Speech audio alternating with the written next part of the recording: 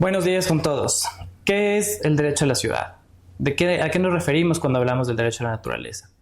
Bienvenidos a un nuevo episodio de Ciudad al Micrófono. El día de hoy queremos tratar un tema extremadamente importante y novedoso para la planificación de las ciudades en general, que está relacionado con el tema del derecho a la naturaleza, el derecho a la ciudad y en general analizaremos el tema de la sentencia a favor de los derechos del río Monjas que ha sido recientemente sancionado.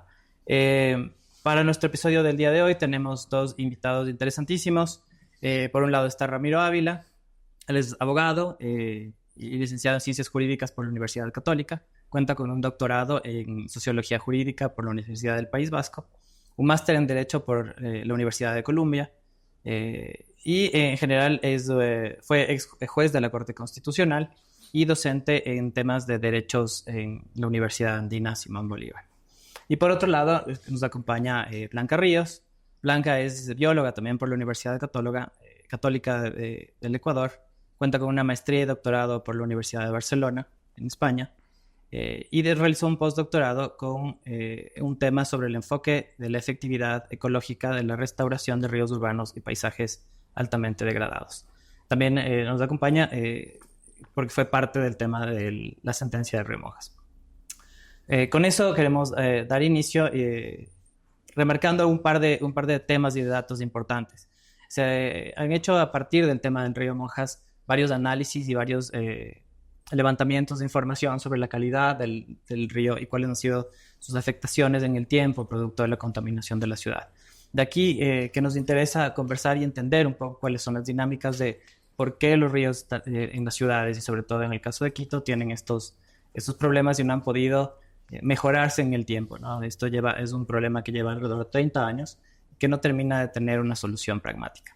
En ese sentido, bienvenidos a los dos. Nos acompaña también Jacobo Erdoiza, que es coproductor y copartícipe de nuestro podcast, y todo el equipo que nos acompaña de manera regular. Bienvenidos a todos. En ese sentido, queremos empezar un poco el podcast tratando los temas un poco en orden, y para eso nos parece importantísimo que tal vez Ramiro nos empieces explicándonos de qué hablamos cuando hablamos de los derechos de la ciudad, de qué hablamos cuando hablamos del derecho a la naturaleza y cómo se aterriza esto en el tema de la situación del río Machangra. Un saludo cordial a todas las personas que nos están escuchando. Jacobo, José Luis, Blanca, para mí un honor enorme estar en este podcast y también agradezco que nos hagamos un diálogo interdisciplinario. Para nosotros los abogados y abogadas que hemos estado tan aislados de otras disciplinas, el hablar con gente que se dedica a la planificación urbana, a la arquitectura y a la biología es súper importante. Y los ríos, que es lo que nos convoca ahora, no se puede entender solo desde una disciplina, sino desde muchas perspectivas. De hecho, el caso que mencionaste, que es el río Monjas, y el caso del río Machangra, claro, son dos ríos en los que se invocó el derecho a la ciudad, precisamente por la complejidad que implica el restaurar y el mirar la problemática del río. El derecho a la ciudad de Ecuador es la primera constitución del mundo que reconoce el derecho a la ciudad. Este derecho a la ciudad es una idea que no viene desde el derecho, sino que más bien viene desde el urbanismo. A mí me ha sorprendido esto porque después de que se aplicó en el río Monjas, que fue un caso en el que yo fui juez en ese momento, yo fui el juez ponente de ese caso, a mí me parecía que ese derecho era el que daba la clave para mirar el río en la ciudad y además mirar cómo Quito y los quiteños y quiteñas nos relacionábamos con ese río. No había otro derecho que podía ayudar a esto. El derecho a la ciudad está en el artículo 31 de la Constitución, y es un derecho que dice básicamente que hay 4 elementos para entender ese derecho, que es un elemento político que tiene que ver con la participación. Uh-huh. Y esto quiere decir que si es que la gente no participa en el quehacer público de la ciudad, ahí hay una restricción, vulneración al derecho. Uh-huh. El otro elemento es el de lo social. Ciudades que son inequitativas, ciudades donde hay mala distribución de los servicios y de la riqueza, es una ciudad donde no se está gozando los derechos. El otro elemento es el cultural, y esto tiene que ver con la diversidad.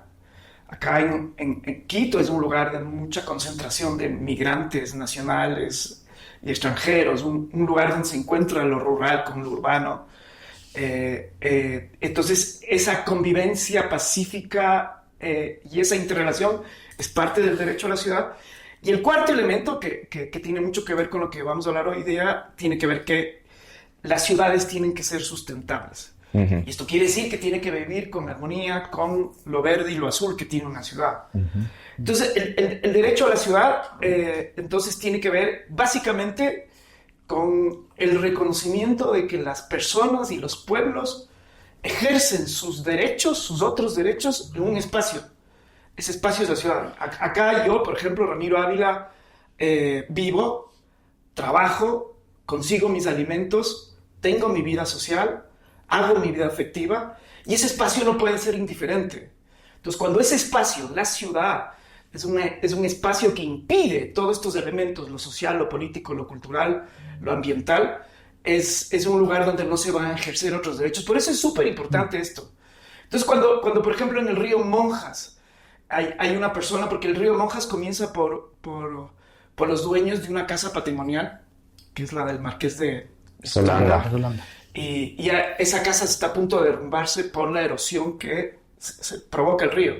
Entonces, cuando ellos demandan por el derecho al patrimonio y también por el derecho a la propiedad privada, y que no están pudiendo ejercer esos derechos porque se va a caer su casa, básicamente. Ajá. Cuando uno mira el problema ese, se da cuenta que la solución a esa casa no podía ser indiferente a todas las casas que se habían derrumbado ya en el río, ni tampoco esa erosión profunda que se produce por una mala planificación y por la construcción de un colector que hace que ese río reciba más agua de la que naturalmente está en capacidad de recibir. Y claro, la erosión, y en ese problema está el municipio, la gente que construye alrededor de las riberas del río, la gente que bota basura alrededor del río, cada persona que jale el agua está involucrada en eso. Y entonces, cuando discutíamos en la corte cuál era la mejor forma de encontrar eso, fue el derecho a la ciudad. Entonces, el derecho a la ciudad es una cosa que implicaba a toda la ciudad, al municipio, al propio río, a la casa de la Marquesa de Solanda, a los herederos, y digamos, si se pudo construir una solución que no fue perfecta y que ahora, después de la vamos a comentar, nosotros tratamos de aprender las lecciones del río Monjas y tratar de dar una solución más creativa, más compleja y más completa en el caso del río Machángara, que digamos estamos en litigio, se ganó en primera instancia y se nos viene una pelea más, pero lo que quiero decir, contestando a tu pregunta, es que el derecho a la ciudad, si algo se ha demostrado en el caso del río Monjas y del río Machángara, es que es una gran herramienta para mirar los problemas sociales, ecológicos, políticos que giran alrededor de algo como, por ejemplo, un río. Entonces, el derecho a la ciudad es una gran y quiero volver a la pregunta inicial de José Luis. ¿En qué se diferencia el derecho a la ciudad o de la ciudad con el derecho de la naturaleza? Porque algo que llama mucho la atención en la sentencia o en la sentencia de el río Machángara como sujeto de derechos es que parecería que detrás de eso hay una suerte de personificación de un cuerpo de agua, de un elemento de la naturaleza que adquiere derechos subjetivos como tú o yo frente a la justicia o frente a las interacciones sociales. Algo distinto en la construcción jurídica que el derecho a la ciudad, digamos así. Bueno, yo no soy abogada, pero entiendo que pasa de ser eso como un cuerpo de agua, una cosa, a ser un ser, ¿no? Sí. Y eso le garantiza derechos y, digamos, el rol que hemos tenido algunos científicos en esto es justamente explicar cómo es ese ser, ¿no? Y qué necesidades tiene ese ser para ser protegido, para que se le repare, etc. Entonces, la vinculación, digamos, en estos dos casos que hemos hecho desde la academia es justamente dar esos elementos de cómo funciona este nuevo ser que es sujeto de derechos, ¿no es cierto? Y qué sería lo que habría que hacer para que ese ser vuelva a funcionar, vuelva a albergar la vida, deje de causar problemas a la propiedad privada, que eso fue lo que tratamos en el río Monjas, ¿no? Explicar cómo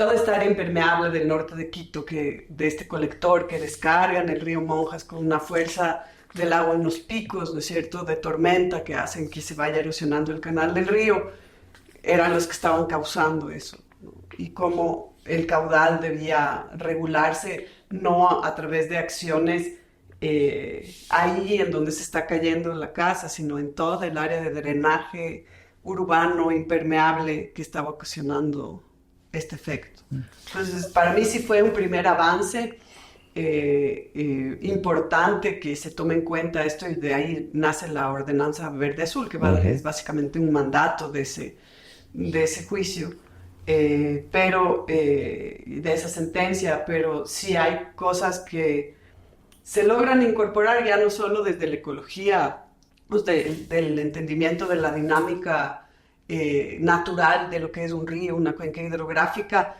sino también hay otras dimensiones, desde las espirituales del pueblo Quitucara, desde las artísticas, de los movimientos de artistas que quieren recuperar ese espacio como un espacio y reclaman su espacio como ese espacio como un espacio donde ellos ejercen las artes, ¿no es cierto? Y entonces pienso que en ese sentido el caso del río Machanga, al ser también un río que pasa por la mitad de la ciudad como una especie de columna vertebral, ha permitido que se junten todas estas aristas, y por eso, más allá de todo el conocimiento técnico que se pudo haber aportado, también la diversidad de colectivos y de personas involucradas en levantar la información para apoyar el caso es lo que más enriquecedor ha sido, pienso yo. Pero quiero complementar haciendo referencia directa a tu pregunta, porque tú dices, ¿qué se diferencia el derecho a la ciudad con el derecho a la naturaleza? Yo te diría que no hay diferencia, sino que hay complementariedad, hay interdependencia.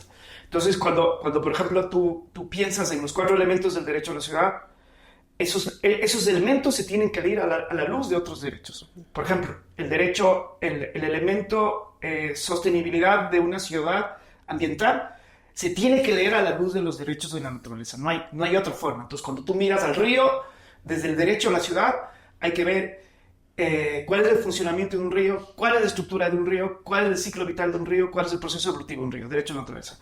Cuando miras el elemento político del derecho a la ciudad, en el río Machanga, y nosotros pusimos mucho énfasis, nosotras, en la demanda, de que necesariamente tiene que haber participación ciudadana. Entonces, ¿cuál es el involucramiento en las decisiones que toma el municipio con relación a cuestiones como el río? Nosotros pedimos que en la demanda, nosotros pedimos que se declare guardianas a muchas organizaciones. Atrás hay un montón de mujeres que están organizadas alrededor de los ríos. Hay mujeres por los ríos, mujeres por las aguas, mujeres por el río San Pedro. Y todas esas organizaciones, por ejemplo, están declaradas en la sentencia como guardianas. Y entonces la idea es que el municipio tiene que dar apertura a que haya veedurías, a que haya auditorías, a que se use la silla vacía para que puedan participar las personas. Y te hago una consulta sobre este desafío de la gestión, porque ciertamente que ustedes han logrado unos hitos jurídicos muy importantes con las 2 declaratorias, la del río Monjas y la del río Machanga. Hitos en el sentido de que la dimensión jurídica, el estatus de protección que alcanzan estos cuerpos de agua, se convierten en referentes culturales que en principio deberían modificar los comportamientos sociales y la actuación pública y privada sobre esto. Pero la conciencia de la contaminación de las aguas del Machángara no es reciente.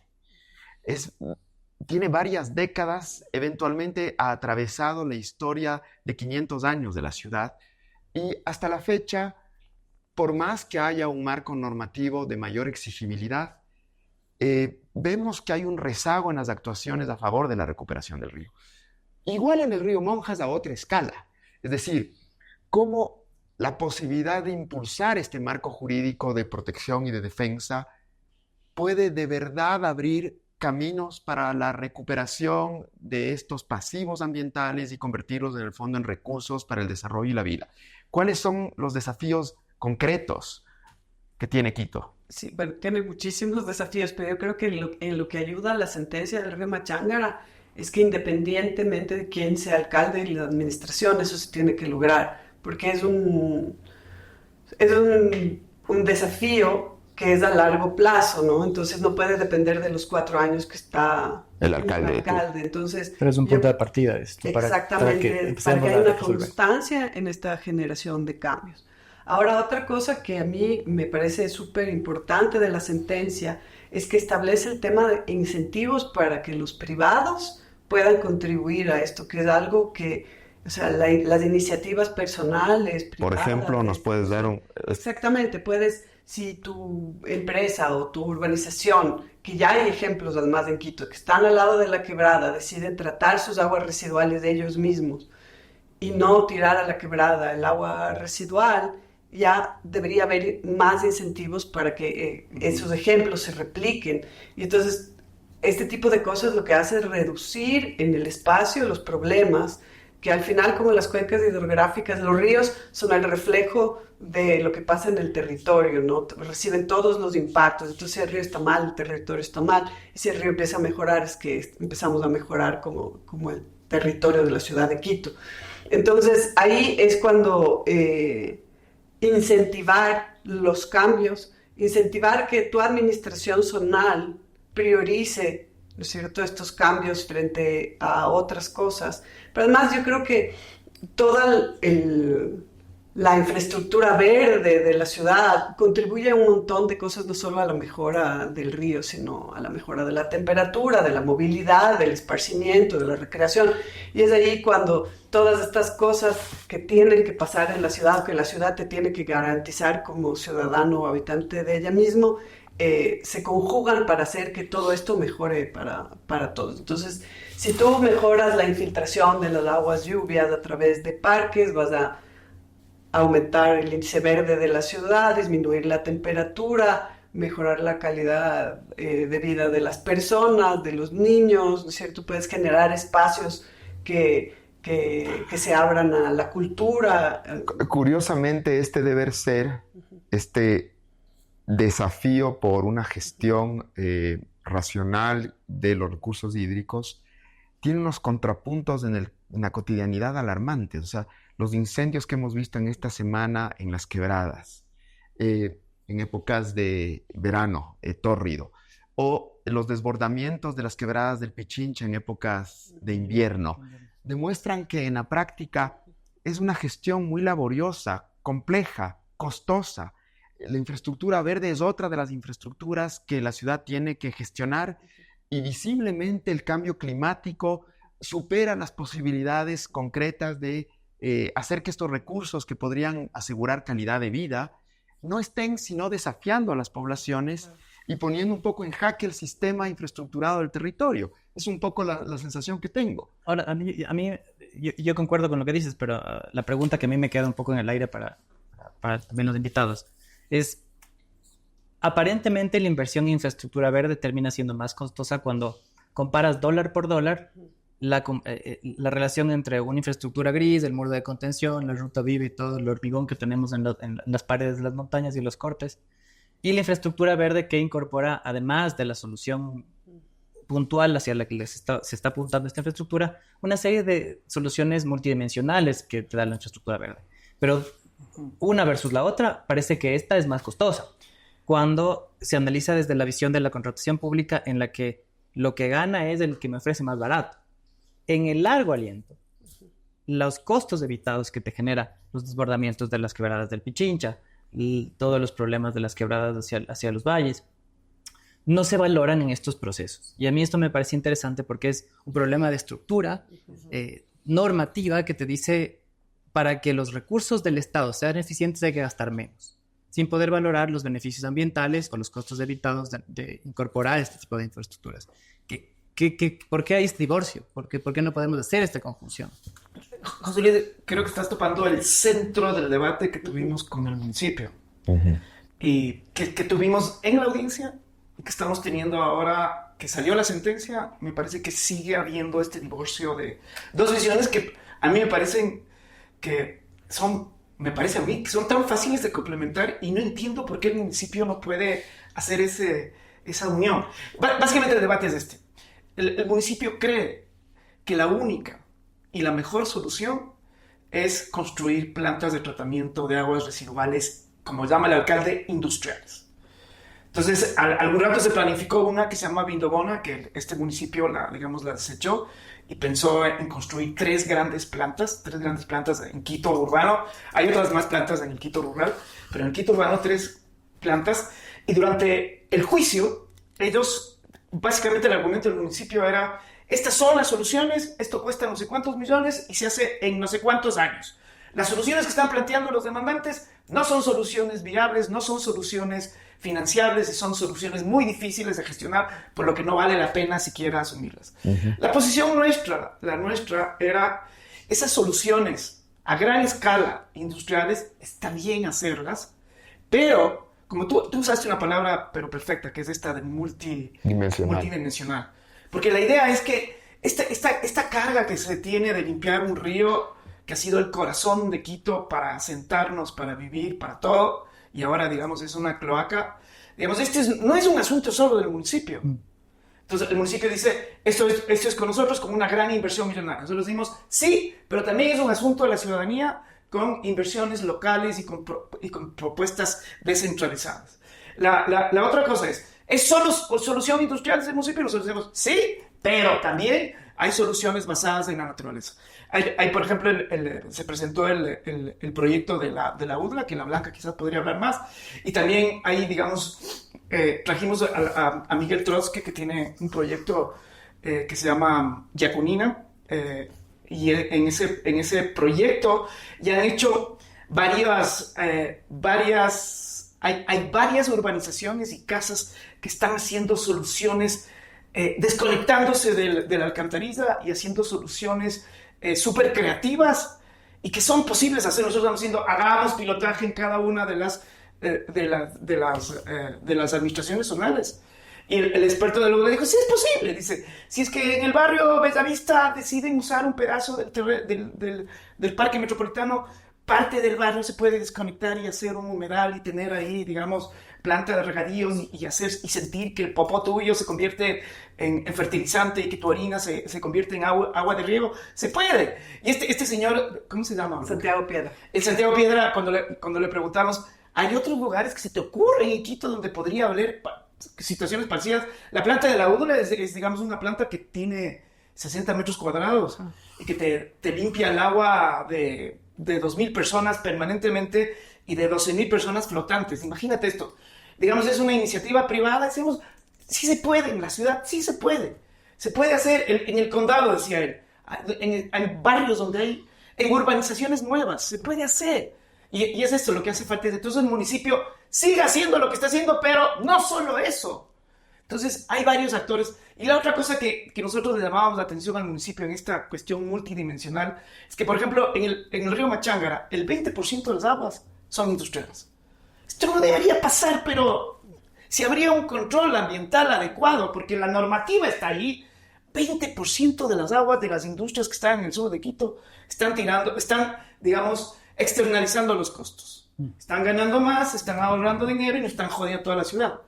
El otro rol es ese 80% que tiene que ver con cómo culturalmente nos han educado a nosotros en función de cómo usamos el agua.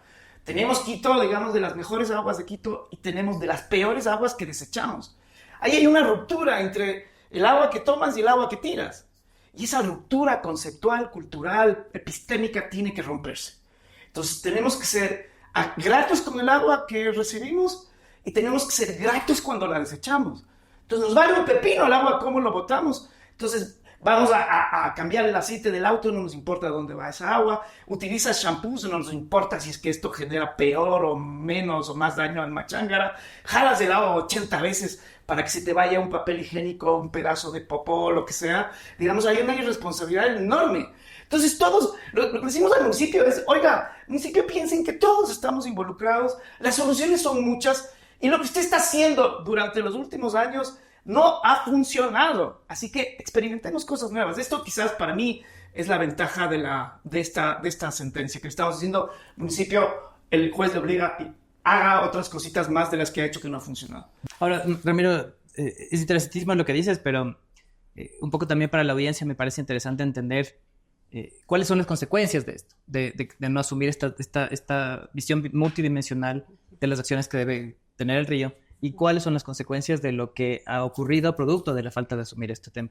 Claro. Comparativamente, si nos das así unos datos que nos puedan ilustrar cuál es la realidad del río. Sí, si uno se pone a ver la historia del río, los documentos que hablan sobre cómo era el río Machángara y que había patos y que había preñadillas y que es un sitio donde se descubrió especies nuevas. Por ejemplo, hay una especie de rata acuática que se colectó en el Machángara a la altura de Guápulo y que fue una especie nueva de finales del siglo pasado, que tenía ahí el cónsul de Suecia tenía su casa ahí, como los suecos tienen esta cosa de que ellos con ligneo y todo eso, entonces el tipo colectaba y mandaba a Suecia los especímenes donde se describían las especies. Él tiene varias especies colectadas del río Machángara, que es súper interesante, que era un sitio donde había una diversidad única y por eso había especies ¿Y distintas. dónde es la casa de él?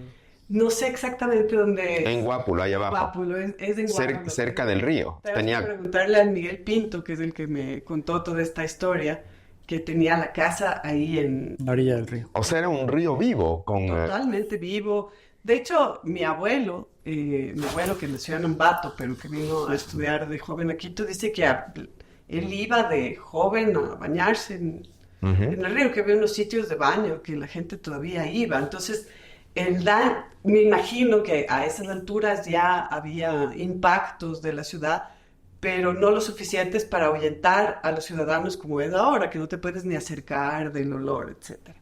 Entonces, el estado actual del río es el de una cloaca, como dijo Ramiro, y el tema es que no se cumple ni la misma legislación vigente. Entonces, el río excede en muchos parámetros los límites permisibles de descarga a un cuerpo de agua. Eso quiere decir que el río está peor de lo que una descarga debería ser. Entonces tienes ejemplos como que la demanda biológica de oxígeno, que es el consumo de oxígeno que hacen todos los organismos que descomponen la materia orgánica, que debería ser 20, está en 80. Pero 20 ya es un montón. Los ríos limpios tienen unas DBOs bajísimas. Entonces, también tenemos este problema de que no solo estamos incumpliendo la normativa vigente, tenemos muchísimos jabones, hay parámetros que son 2000 veces más altos de lo que deberían estar, por ejemplo.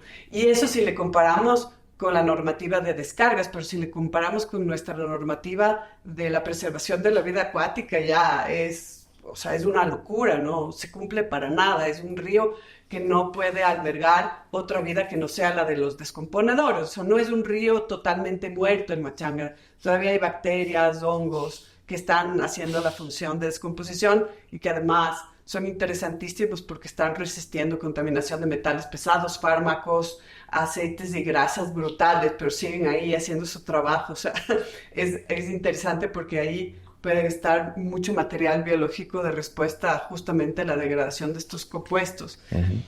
Pero es un río que ya no tiene, por ejemplo, yo estudio mucho insectos acuáticos y estudio estos insectos en toda la cuenca alta del Guayabamba y, por ejemplo, entre el 80 y el 90% de las familias de insectos acuáticos han desaparecido de la cuenca del río Machángara.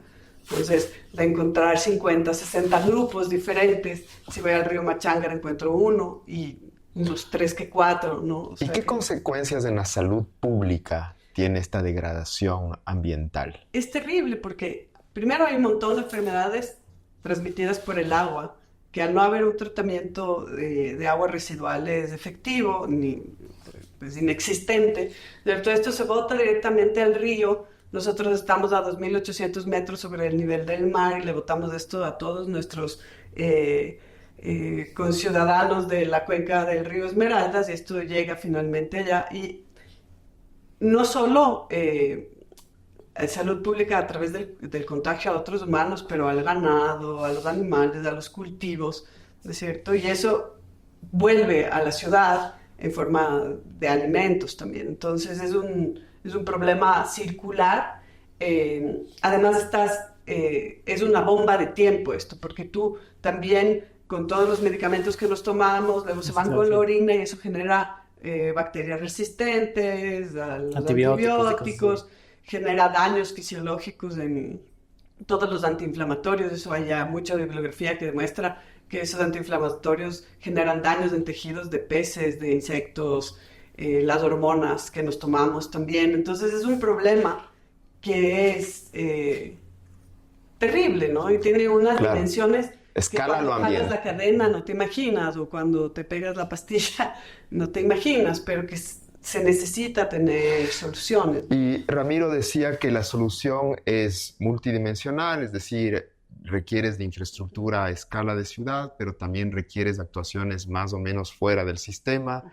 Ese conjunto de iniciativas y respuestas podrían de verdad ser una solución para el estado crítico de las cuencas del distrito. Es que justamente la solución sí es multidimensional y cada pequeño cambio contribuye a que el problema a solucionar cuando el agua residual llega al punto de tratamiento, cualquiera que esté fuera, sea un problema menor.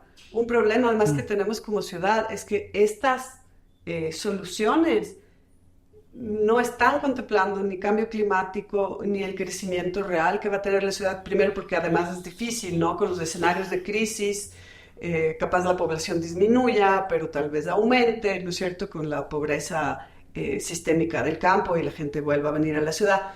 ¿Cuáles son los cálculos claros? Yo estuve en una charla de etapa de Cuenca y ellos tienen unos cálculos que a mí me parecieron súper completos de cómo va a ser en 100 años Cuenca.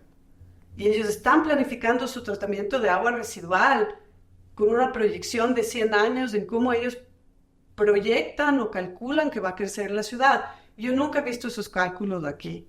Nunca me han compartido esas proyecciones de cómo están haciendo esto. Lo que tú dices de Cuenca me parece que es un tema súper interesante porque da un ejemplo claro de que se puede hacer. De alguna medida se puede hacer y que el punto de partida es ahora para que en 10 años tengas una recuperación que tenga una calidad de agua, de salud, del río medianamente razonable.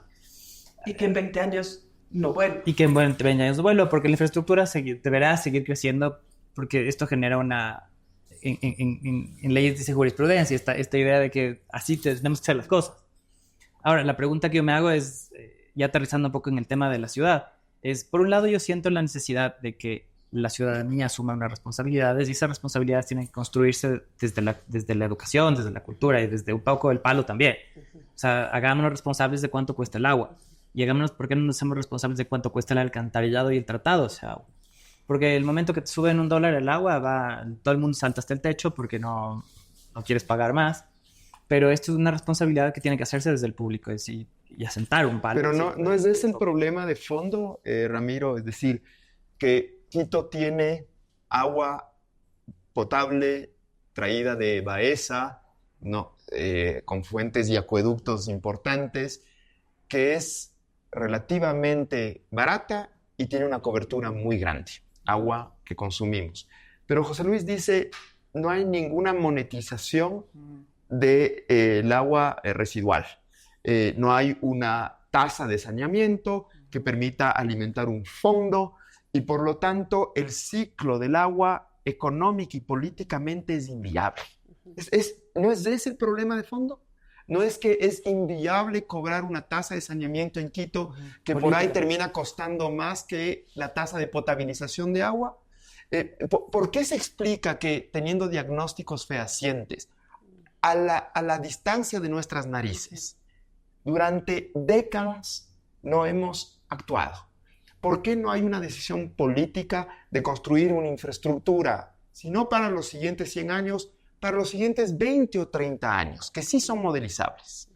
¿Por qué no hay una inversión en infraestructura de saneamiento, en infraestructura hídrica, a la escala de la contaminación regional que estamos haciendo, que afecta dimensiones de salud pública, cuando Quito tiene cobertura de agua potable a precios socialmente admisibles? El problema del agua en Quito no ha escalado como otros problemas, quiero decir. Y solo complemento con esto, porque lo que estamos viendo ahora en cuanto a la racionalización de energía me pone a pensar en que los edificios nuevos en general ya cuentan con una planta de energía que consume combustible y que te da la posibilidad de resolver un problema.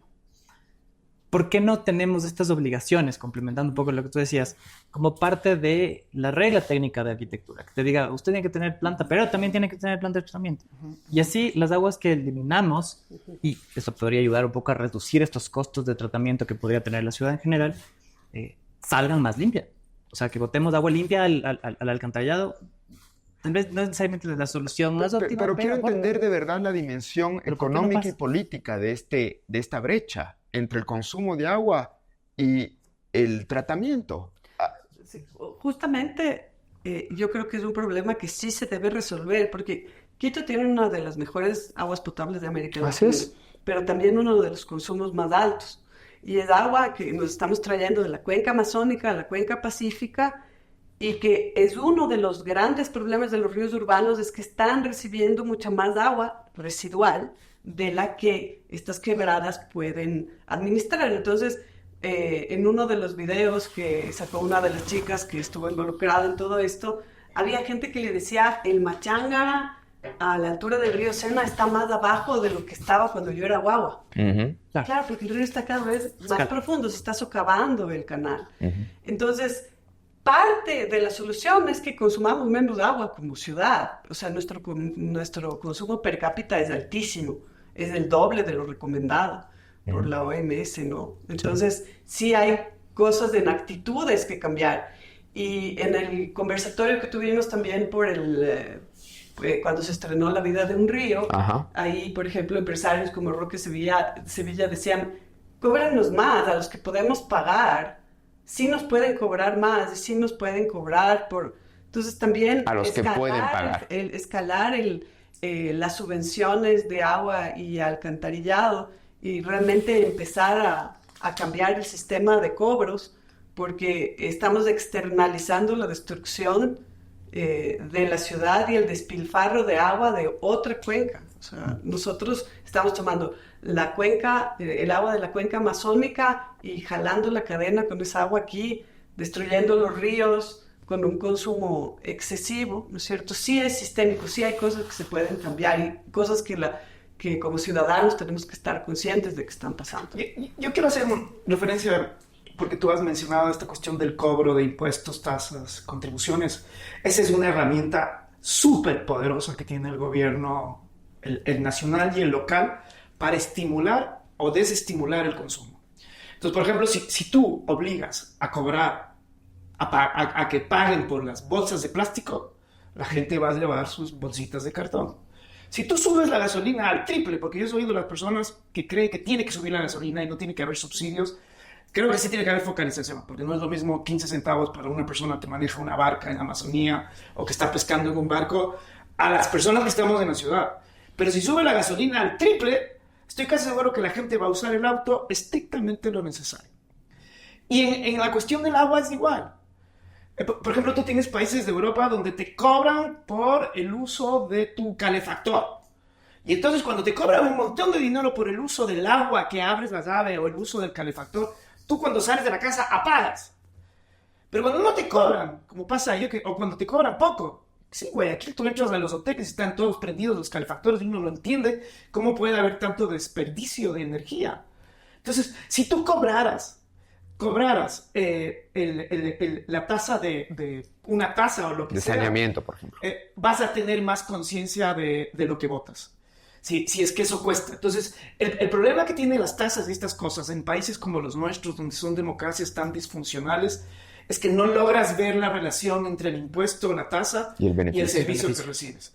Si tú te vas a Noruega y te das cuenta que la escuela pública es maravillosa, de que no tienes huecos en las calles, de que vas a un hospital por un dolor de cabeza, y eso son con el montón de impuestos que pagas con responsabilidad. Pues tú vas en Ecuador, pagas los impuestos, cobras un montón, tienes huecos en las calles, la escuela pública es una desgracia, el servicio de salud, tienes que hacer colas, tienes que contratar servicios privados. Entonces, ahí hay, digamos, una cuestión mutua de saber saber por qué tienes que pagar, y la otra es saber que cuando pagas hay un servicio. Entonces, estas dos cosas tienen que haber, pero ese es un instrumento fundamental. Yo estoy seguro y creo que hay que cobrar por el servicio de limpieza del agua. Esto tiene que pasar. Pero por supuesto que si es que el municipio lo hace ahora, va a ser súper impopular, vas a tener el río Machangar hecho una desgracia, posiblemente se vaya en obras de infraestructura donde hay corrupción atrás de eso. Así que yo creo que tiene que haber un ejercicio de conciencia de todos los lados. Por un lado, el saber de dónde te viene el agua. A mí me parece una soberana estupidez que nosotros tengamos agua limpia que viene del Pichincha y del Atacazo, y tengamos que coger agua del Sincholagua y del Antizano. Es estúpido eso. O sea, no tiene sentido alguno. Cuando tú miras la historia de Quito, toda el agua, esa famosa pileta de la Plaza San Francisco y los aguateros hace apenas 100 años, era agua que nos venía del Pichincha.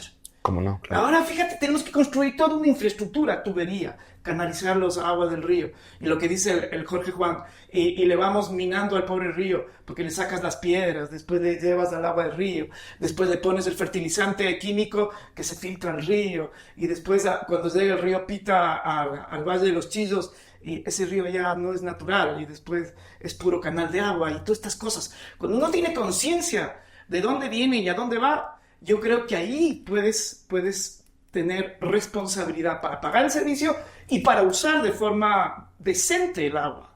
Y esto me parece que falta en Ecuador. En la sentencia pusimos mucho énfasis, y la jueza ponente, porque fue un tribunal, lo entendió muy bien, de que tiene que haber campañas de concienciación. Tiene que haber. Porque no puede ser que seamos tan irresponsables en la forma como nos relacionamos con la hermosa naturaleza que está alrededor de Quito. Y la jueza le ordenó al municipio que haga campañas para que haya un uso responsable del agua por parte de los ciudadanos. El municipio de Quito estúpidamente me parece, en el juicio, dijo que el problema era de los quiteños y no del municipio, de las quiteñas, que era como... y yo le decía, por Dios, ¿quién construyó? ¿Quién planificó mal la ciudad? ¿Quién legalizó los barrios sin una estructura del manejo de aguas residuales y sin cañería? ¿Quién confundió que la cañería tenía que recoger el agua de lluvia y el agua de la mierda de los quiteños y quiteñas? ¿Quién hizo esa confusión? Fíjate, a mí me da una pena. Yo vivo en el barrio La Tola. Hace poco se levantaron todas las calles porque están escondiendo los pajares. Uno de los problemas de Quito es que el agua de lluvia se está yendo a la alcantarilla, y la presión que tiene ese pobre río Machángara, que yo siempre pongo la metáfora que es como que te pusieran 100 veces más sangre en tus venas. Así es lo que está pasando con ese pobre. Por eso el río se está yendo para abajo. Por eso a cada rato este camino de Guápulo se va cayendo, porque es la erosión eso. Entonces, cuando tú ves todo esto, cada vez que abren una calle deberían construir de tal forma de que el agua percole en los lugares públicos. Percole es que se filtre para tener estos reservorios subterráneos. Pero no, vuelven a pavimentar. Ponen el adoquín con cemento. Cuando tiene que percolar el agua, Quito tiene que haber, todos los espacios verdes que hay en Quito tienen que expropiarse para que sean bosques, parques, y que el agua percole, y para tener humedales. Todavía, en el barrio donde yo vivo, yo estoy cerca de Lichimbir, todavía hay unos enormes lotes sin construir. Esos lotes no tienen que construirse ya. Ahí no se tiene que haber expropiación, lo que sea, pero Quito requiere distinguir el agua de lluvia del agua de residuos sólidos. Tiene que distinguir, porque si no distingue, digamos, y esto es cada vez, te juro, cada vez que abren una casita, cada vez que construyen, no pavimenten. Deberían prohibir pavimentar los patios de las casas y promover el uso de jardines y de huertos urbanos. Tiene que pasar esto, porque si no va a pasar esto, digamos, Quito va a ser cada vez peor, y la calidad de vida, no solo del río, sino la nuestra, en peor. Al escucharte, Ramiro, la impresión que tengo es que todo este marco jurídico y este activismo a favor de los recursos hídricos de Quito son en el fondo un esfuerzo de abrirse paso, generar espacio para que la inversión y la decisión política en lo hídrico tenga una oportunidad de competir con otras decisiones de inversión en infraestructura. Y el documental de Jorge Juan en algún momento señala que la infraestructura de transporte compitió con la infraestructura hídrica y terminó ganando. ¿Cómo se explica eso? Bueno, un poco lo que pasó es que ya había plata para construir la planta de Vildobona, y ese financiamiento fue directamente al metro. Ahora, yo no soy enemiga del metro. Por supuesto. Me encanta ese tipo de soluciones son el futuro. Sin embargo, debe tener la misma importancia la infraestructura verde-azul y el tratamiento de aguas residuales y la recuperación del río, porque estamos externalizando las desgracias, ¿no es cierto? Cada vez que se cae un tramo de la vía de Guápulo, nadie habla de que es consecuencia del mal manejo del agua residual, o cuando se hacen los cálculos, como decías tú, nunca se toma en cuenta los costos evitados que te representa esa inversión. Tener la infraestructura verde-azul como parte de la solución de los problemas ambientales, y no solo los ambientales, sino los problemas de que la infraestructura te dure más tiempo. Sí, ahora, ¿no?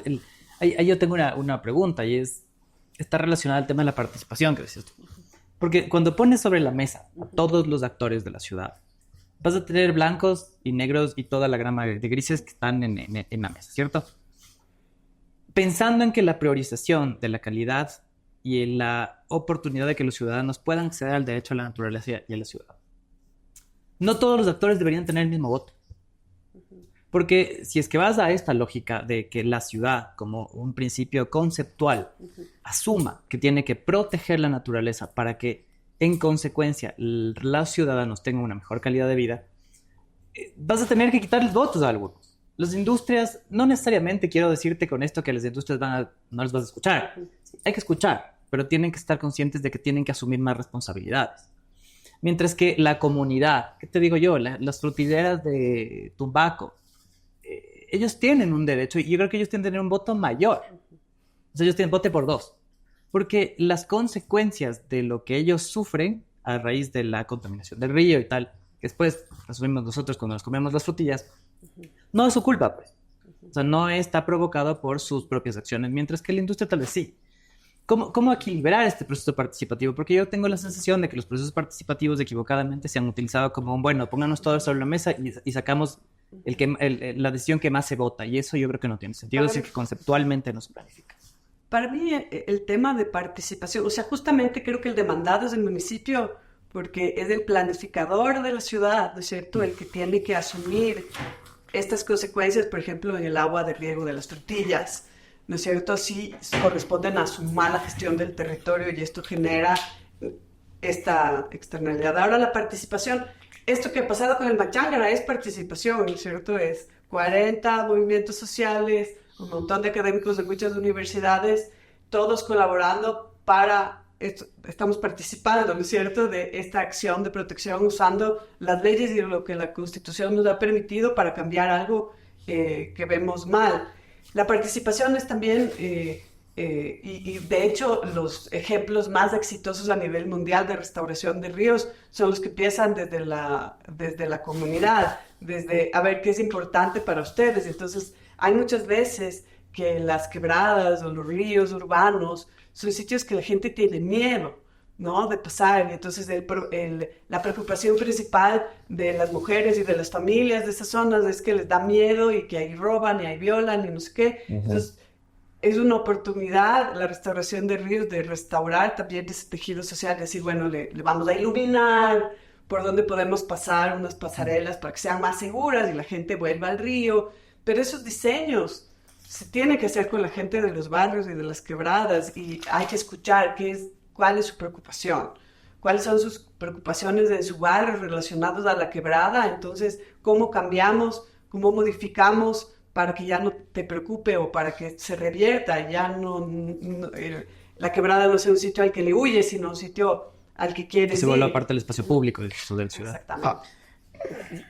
Es que te has topado un tema que tiene mucho que ver con el derecho a la ciudad, que es este elemento que decíamos del político. Y ahí tomas un tema que es bien complejo a nivel local y a nivel nacional, y tiene que ver con la crisis de representación. Tú decías quizás quitar un voto a otros. A mí me parece que el problema que tenemos es primero una democracia que se basa en políticas electorales que son muy mercantilizadas. O sea, acá tú tienes a todos los partidos políticos a todo nivel. Tiene que ver con quién tiene plata para hacer la campaña, quién tiene plata para hacer los sondeos de opinión, quién tiene plata para comprar las firmas, y cuál es el candidato que tiene plata para hacerse la campaña. Una democracia así, ¿tú crees que vas a tener la representación de la señora que lavaba chochos hace 50 años en la Magdalena, en el Machángara. No. Imposible. Entonces, ahí hay un problema de democracia. Me parece que hay un problema de intermediación entre la gente y el Estado. Cuando tú miras la representación en nuestra Asamblea Nacional, en el cuerpo ministerial del presidente, en el Consejo Municipal, nada es representativo de la gran diversidad y de la gran pobreza que tiene este país y esta ciudad. Nada, no representa. Entonces aquí haces una pregunta dificilísima de contestar, pero tiene que ver con el derecho a la ciudad, con ese componente de la participación. Por eso cuando estructurábamos la demanda, y días antes de presentar la demanda, tuvimos llamados del municipio de no presenten la demanda, vengan a hablar con nosotros, y había voces como la de la Maribel o la tuya misma. ¿Cuántas veces has ido al municipio, Blanca? ¿Y cuántas veces ha habido algún tipo de transformación? No. Nunca. Entonces, hacíamos estas reflexiones, digamos, ¿atendemos al municipio? ¿O hacemos una cuestión que signifique hacer un llamado de atención al público de lo que está pasando con el Machángara, que creo que nos funcionó al final? Ha habido una cobertura, se ha hablado del Machángara, hemos salido en varios medios de comunicación, hemos tenido debates. El alcalde tuvo que sacar una ordenanza, una resolución en la que creó esta dirección de quebradas, dispuso ya fondos para esto. Entonces, digamos, funcionó la estrategia. Nuestra estrategia de la demanda no era joderle al alcalde o hacerle quedar mal o declarar que está en omisión, sino que fue una estrategia de movilización social. Es una forma de participación. Esta demanda nos tomaría más de un año, seguramente. Más de un año, sí. Un montón de talleres, un montón de visitas y marchas al Machángara. El tener gente, el tener la evidencia científica significaba que gente de la cultura venga y hable, que gente del pueblo Quitucara venga y hable. Yo estuve en una asamblea del pueblo Quitucara hablando del Machángara. Digamos, la demanda no es solo una acción judicial, sino que fue un acto de participación colectiva. Entonces, fíjate, yo creo que en esta democracia devaluada, en este elemento del derecho a la ciudad que está tan mal entendido y tan poco implementado, el ser creativo entre todas las posibilidades que da el sistema jurídico. Uno es la silla vacía, sin duda, otro es lanzarse a un movimiento político y otro es hacer una demanda. Entonces la demanda fue esto, fue un acto de voz colectiva y quizás una de las cosas que a mí me parecía simbólicas más interesantes era que el río tenga una presencia importante. Entonces hay un montón de símbolos alrededor de la demanda. Hay, por ejemplo, este río lindísimo que esta tejedora, ¿cómo se llama? La Camola. La Camola, fíjate, es que es maravilloso. Ella está tejiendo con elementos reciclables que va encontrando en las quebradas y quiere hacer un río tejido desde la chorrera hasta las aguas de Machángara en la Marín. Así. Y en el fondo es tan simbólico porque es decir, el río fluyó alguna vez acá, ahora está tapado y al menos simbólicamente fluye. El hecho de haber llevado, por ejemplo, el Gabriel, que es de la Casa Machángara, llevó un frasco de este porte del agua recogida el día en que presentamos la demanda. El día anterior se fue a coger el agua, o sea, todo así con cuerditas. Y la demanda, te juro que para mí puede sonar chistoso, pero para mí era súper importante. Entró el frasco al momento del sorteo de la demanda, ¿sabes? Y claro, yo le digo a la señorita que recibía la demanda, porque si tú ves la demanda también, la demanda dice el río Machángara. Representado, Y por ejemplo, la jueza entendió, cuando hace las providencias, dice, actor, el río Machángara, representado por ustedes, personas, lo que sea, pero es el río Machángara. Eso simbólicamente es muy, muy fuerte. Cuando, por ejemplo, entonces va el río Machángara, presenta, espera que le resuelva la demanda, toda esta cosa, fue a la audiencia también. Digamos, el Machángara tiene color, cuando tú le ves turbio, además llevamos un frasquito con agua limpia y una menta metida ahí, que es la poesía de Jorge Carrera Andrade, que decía que el Machángara era menta. Entonces decíamos, así está ahora, así queremos que esté. Digamos, hemos jugado con símbolos alrededor del Machángara, las caminatas alrededor del Machángara, las limpias, las ofrendas que hemos hecho, digamos, todo eso tiene que ver con lo profundamente importante que es el Machángara. Por eso cuando en la audiencia también hubo una discusión porque el municipio dijo, nosotros decíamos que se declare sujeto de derechos.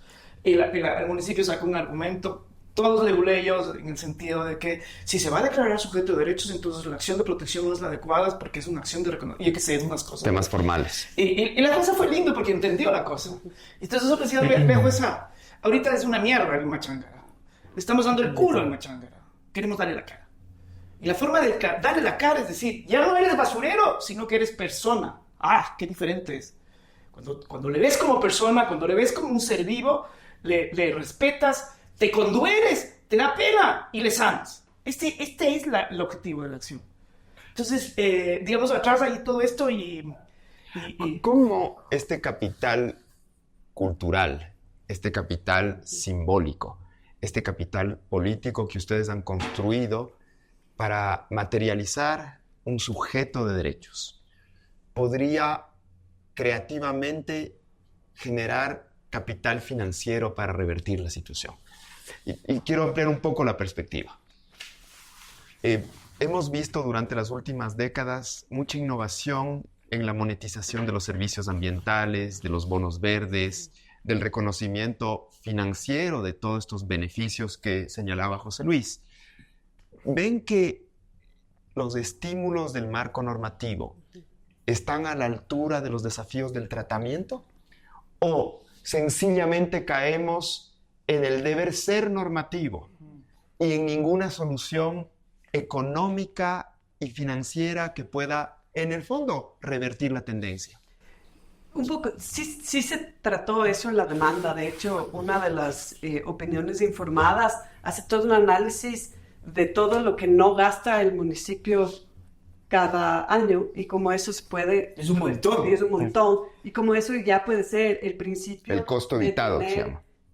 ¿Te refieres a los presupuestos que no llegan a alcanzar porcentajes de cumplimiento anual? Entonces, si eso se reinvierte en empezar a plantear soluciones, ya es una parte del problema. El otro que dice la jueza también, que le dijimos en la audiencia, es: ya tienes la normativa de descargas industriales y la obligatoriedad de tratar las aguas industriales. Eso no tienes que hacer inversiones, aplica lo que ya está y que esa gente tenga buenas ayudas. Es control. Internaliza los costos. Internaliza los costos, pero también, si quieres, hasta ayúdales a encontrar la mejor técnica. Haz una feria de tratamiento de aguas, ¿no es cierto? Hay un montón de cosas por hacer, hay un montón de investigaciones, las universidades todas, las que tienen temas de ingeniería civil, ingeniería industrial, ingeniería ambiental, tienen un montón de tesis y pilotos de tratamientos de paraquímicos, etcétera.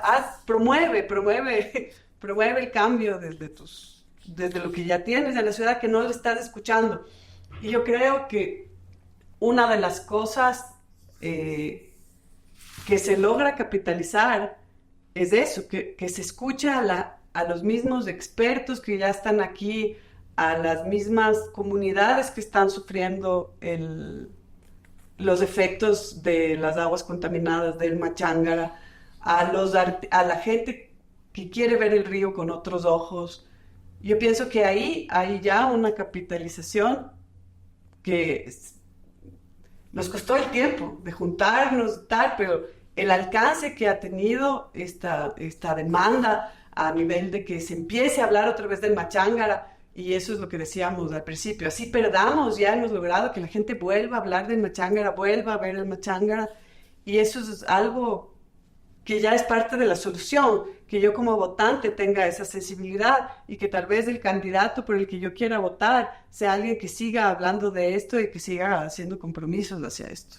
Y fíjate, yo soy crítico de los mercados de carbono, pero entiendo que hay una posibilidad de financiamiento enorme para proteger la naturaleza. Uh-huh. Y también entiendo que es inevitable ahora, con los acuerdos del país, con los de Kioto y todos estos, es tonto dejar de pensar en una transición hacia que considera que la naturaleza no puede ser mercantilizada, pero me parece que es una transición. Pero fíjate, cuando uno mira de forma integral todo el fenómeno del agua y el urbanismo, tú vas a ver que, por ejemplo, el agua que viene ahora de Quito viene de glaciares y de páramos. Uh-huh. Esos páramos, por ejemplo, si se evalúan en términos de cuánto carbono estás captando, yo creo que sí podría permitir uno, que cuides esos páramos con mucho más esmero y responsabilidad. Y dos, que puedas conseguir recursos en el mercado financiero, sin duda, yo creo que sí. Pero eso significa, obviamente, que Quito, que la alcaldía tenga que coordinar con la prefectura de Pichincha y la de la provincia de Cotopaxi. Fíjate todo lo que está metido acá. O sea, yo sí creo que hay muchas... Y también esto que hablamos hace un rato sobre las tasas de servicios y estas vainas, si es que hay conciencia. Yo, por ejemplo, tú seguramente, Blanca, también yo pagaría, pero sin dudar, al menos la clase media consciente e informada puede pagar y debemos pagar para tener mejor calidad ambiental y de vida, o sea, sin duda alguna. Entonces, para mí es información, conciencia, responsabilidad, acción, que es lo que hemos hecho en esta demanda. Lo mismo puede pasar con un barrio que de pronto se desconecta y tiene su humedal ahí y cuida y valora su caca y valora la energía que está atrás de la caca bien usada y que se convierte en un abono en un bosque que ahora está desertificado. Por ejemplo, soñábamos con el Miguel Trotsky en el Parque Metropolitano. No sé si tú has ido al Parque Metropolitano, pero el parque es lleno de cangagua, a pesar de que tienes una fuente de agua ahí. Pero si es que, por ejemplo, parte del barrio Bellavista se desconectara y tendría su humedad, sus patos, sus plantas de agua, sus nuevos insectos, y podría regar el agua de esa parte, de la parte sur del parque, ¿no sería maravilloso? Y detrás de esto, fíjate, hay corresponsabilidad ciudadana. El usar una solución basada en la naturaleza requiere gente que esté comprometida con el reciclaje, con el ambiente, con el compostaje, y atrás de eso hay mucha conciencia ecológica y hay mucha responsabilidad, y además construyes comunidad. Lo que le hace falta a este país que tiene tanto crimen organizado es construir vínculos comunitarios. Y las soluciones basadas en la naturaleza construyen vínculos comunitarios. Entonces, para nosotros, el Machángara no es una desgracia ahí, no es un río muerto, está sobreviviendo, sino una oportunidad para tener un mejor Quito, para construir vínculos comunitarios y para construir una corresponsabilidad con el municipio. Eso es el norte para nosotros de Machángara. Sin duda alguna, parecería que desde tu descripción, la red hídrica es un espejo del tejido social. Sin duda. Es decir, tejes vínculos a través del agua y la gestión del agua te asegura la conectividad entre los diversos actores. Lo que dices, sí.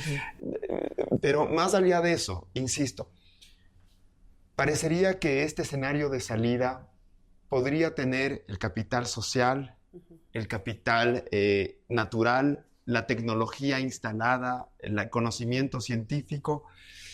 Y muchas veces me pregunto si es que la normativa que ustedes están impulsando y que sin duda alguna es innovadora, es pionera, al menos en el concierto nacional, es, digamos, una promesa de cambio, puede de verdad generar cambios sustantivos a corto plazo. Cambios que uno pueda ver en cuestión de 4 años, y que comiences a ver transformaciones que las ves en otros ámbitos de la infraestructura. Hace un momento decíamos, nadie se opone al Metro de Quito, y al contrario, hemos visto las ventajas de tener un sistema robusto de transporte que modifica los patrones de movilidad y eventualmente modifica el comportamiento urbano. Ese cambio lo estamos viviendo los quiteños con una nueva cultura, esta cultura del metro. ¿Qué esperarían ustedes ver a corto plazo en materia de ríos a raíz de las sentencias? ¿Cómo ven el camino del cambio? Yo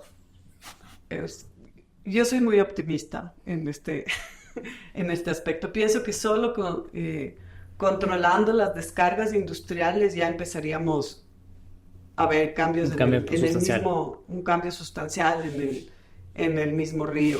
Y conforme se concretan los colectores para llevar a las plantas residuales, mucho de ese trabajo también se supone que ya está hecho, ¿no? Uh-huh. Porque en el sur de Quito, la parte sur, se supone que eso es algo que ya está, claro, que ya se hizo. Sin embargo, que no es suficiente porque sigue desbordándose el Machángara, sigue oliendo feo. Entonces, también es darse cuenta de que la planta de tratamiento de agua residual no es suficiente para recuperar el río, sino que tienes que recuperar las áreas verdes, permitir zonas donde el río se inunde, expropiar casas, permitir unos parques inundables como hay en muchas partes del mundo, porque los ríos son sistemas dinámicos, no son justamente canales de agua. Entonces, yo pienso que que el ir recuperando, el que se vaya implementando estos cambios, no solo va a generar que uno se dé cuenta que es posible, sino que va a querer que más gente quiera este cambio aguas abajo y en otras quebradas y en otros ríos, porque es la posibilidad de cambiar la historia del río. Es interesantísimo, y ya con esto termino. Tú haces ver que la gestión del recurso no tiene que ser centralizada, no tiene que ser forzosamente centralizada, que la infraestructura a escala distrital puede tener complementos con estas desconexiones, estas autonomías, estas organizaciones, esta autogestión. Es como si pintarías un escenario de sistemas combinados en coexistencia. La infraestructura macro eventualmente provista por el municipio, pero una serie de soluciones, dispositivos y comportamientos administrados por comunidades más o menos autónomas e independientes. A mí eso me trae a un tema que hemos estado pensando en algunas conversaciones, y es que la forma en que se está planificando las ciudades en el Ecuador ahora está basada puramente en la Lotus. La Lotus es... ¿Qué es la Lotus? La ley orgánica de uso y gestión de suelo, de ordenamiento territorial. Pero esta ley tiene unas recetas que primero se les aplica a todas las ciudades en las mismas condiciones. Entonces, Tizaleo, Quinindé, Tumbaco y Quito, le pones la misma receta. Y el segundo problema que yo veo es que se limita a un análisis espacial de la ciudad. Es decir, de alguna manera reconoce las existencias de lo que ha venido ocurriendo en la ciudad más orgánicamente. Quito tiene una historia un poco de planificación un poco más detallada, pero pasa en todas las ciudades. Entonces, lo que se ve... es verde-azul. O sea, no. es ecológicamente no. sustentable. Yo creo que ese es el problema, porque deja de lado el eje ambiental, deja de lado el eje económico, que es importantísimo, deja de lado el problema social, y solamente se limita a hacer un análisis espacial. Pero parte desde ahí. La Lotus tiene como punto de partida el intentar garantizar el derecho a la ciudad, pero ven a la ciudad como el espacio ciudad, no al espacio ambiental, no al espacio social, no al espacio económico. Entonces, cuando tú ves la planificación de las ciudades, ocurre que la dividen en polígonos de intervención territorial que en principio deben tener una homogeneidad. Entonces tú le pones el homogéneo, conversábamos para otros espacios. Tú ves la planificación del condado. El condado, la urbanización del condado es un polígono de intervención territorial porque es en sí mismo homogéneo espacialmente. Y al lado tienes San Enrique de Velasco y todos los barrios que están hacia la parte alta del Pichinche. Y al lado tienes el club, que es un espacio verde potentísimo. Y cada uno es un polígono. Y en principio la planificación te dice, tú le asignas una estrategia a ese polígono, le asignas aprovechamiento de ese polígono en función de sus propias funciones. No se habla. No se habla. Ahí hay un problemota, claro. Entonces, lo que ocurre, lo que tú dices, ¿qué pasa si el Parque Metropolitano y Bellavista son un polígono y tienen la posibilidad de interactuar juntos?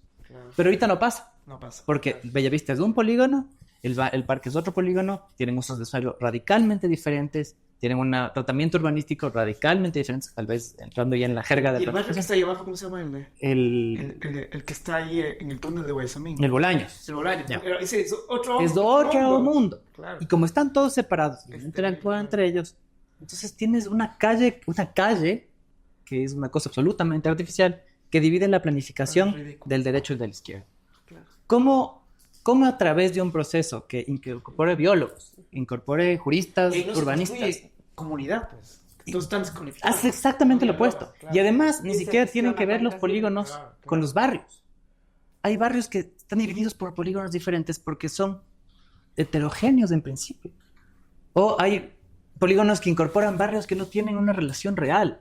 Claro. O que están divididos por una quebrada. O lo peor aún, cuando tú ves la planificación de Quito, y pasa en todas las ciudades, no digo Quito sea el mejor ni el peor. Hicimos un proyecto recientemente en Ambato y el río Ambato está más muerto que cualquier otro, ya ni siquiera el río. Pero tú ves la planificación, entonces el polígono... Mientras circule, mientras fluya. Es que ni fluye, está secándose el río. Para mí muerto es que se secó. Ajá. Está secándose. Pero mientras fluya, digamos, ahí hay vida, hay fuentes de agua que están yendo, que llega, ¿no? Sí, pero además, bueno, los ríos a nivel mundial por cambio climático están empezando a secarse. Claro. A ser intermitentes partes del año. Entonces, ahora, son procesos... solo para cerrar un poco la idea. Dale, perdón. Tú ves de la planificación de Quito y el río Machanga ahora es un polígono solito. Es ridículo. Y es un polígono de protección. y no interactúa con ninguno de los barrios, ¿no? Por eso ¿Cómo hacemos para que esto ocurra? En la demanda pusimos que sea el eje de la regeneración urbana, social y ecológica. Así le pusimos en la demanda. Que el Machanga. Porque si hay algo que nos conecta a todos, absolutamente a cada ecuatoriano que jala el agua o que escupe en un lavabo, es el río Machanga, hermano. Pero esa conexión nos debería unir a todos. Pero me encanta lo que estás diciendo porque estoy aprendiendo un montón de cosas y me da pena sentir que desde lo normativo y la planificación estamos desconectados. Por eso, ojalá el Machangara sea una invitación a reconectarnos entre todos con el río y entre todos y todas con la diversidad que es Quito. Es un buen punto de cierre, esta posibilidad de que el río sea el elemento estructurante, la vértebra de la comunicación y que no solo sea el internet, la fibra óptica que nos conecta. Imagínate, hace ya 4 o 5 años, el municipio de Quito lanzó un concurso del Corredor Metropolitano de Quito. Básicamente era utilizar la 10 de agosto como un eje de articulación urbana que conectara la ciudad y que a través del transporte público, el espacio público, fuera un articulador, una columna vertebral. Las propuestas fueron muy variadas, hubo muchísimos concursantes, incluso a nivel internacional, pero utilizaban este ente artificial para conectar a una ciudad que tiene estas conexiones naturales. Y tal vez es una idea para pensar en esto como una participación global. Y nosotros, el podcast tiene un poco esa visión, ¿no? Que podamos conversar con gente que nos dice la visión desde otros ámbitos del quehacer profesional, porque nosotros, como planificadores urbanos, te quedas en esta receta, ¿no? Y de verdad les agradecemos por la discusión. Creo que ha sido un intercambio rico, profundo, apasionado por momentos, con dosis de esperanza y de frustración.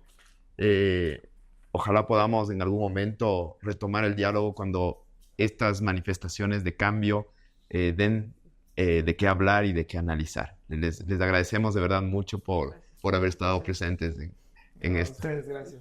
Sí, bueno, y con eso vamos un poco cerrando el episodio. El tiempo siempre es súper corto. Esperamos tener un poco más tal vez alguna otra oportunidad de poder conversar el tema y dejar algunas preguntas sobre la mesa y algunas conclusiones que me parece que son importantes.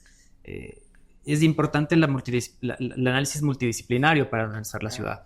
El momento en que nos quedamos en que los que analizan la ciudad son los urbanistas, los de allá, los de esa mesa, pasan estas cosas. Claro. Y para nosotros es bien importante que entendamos que ¿qué más que un biólogo que tiene una experiencia en el manejo de un ente natural tan importante como los ríos, que sea parte de la planificación de las ciudades?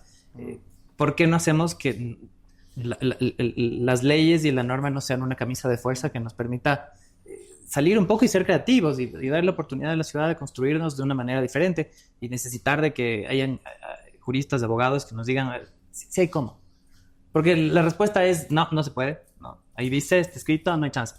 Y eso nos limita enormemente para hacer un análisis más integral y incorporar a la comunidad, incorporar a otros actores, ¿no?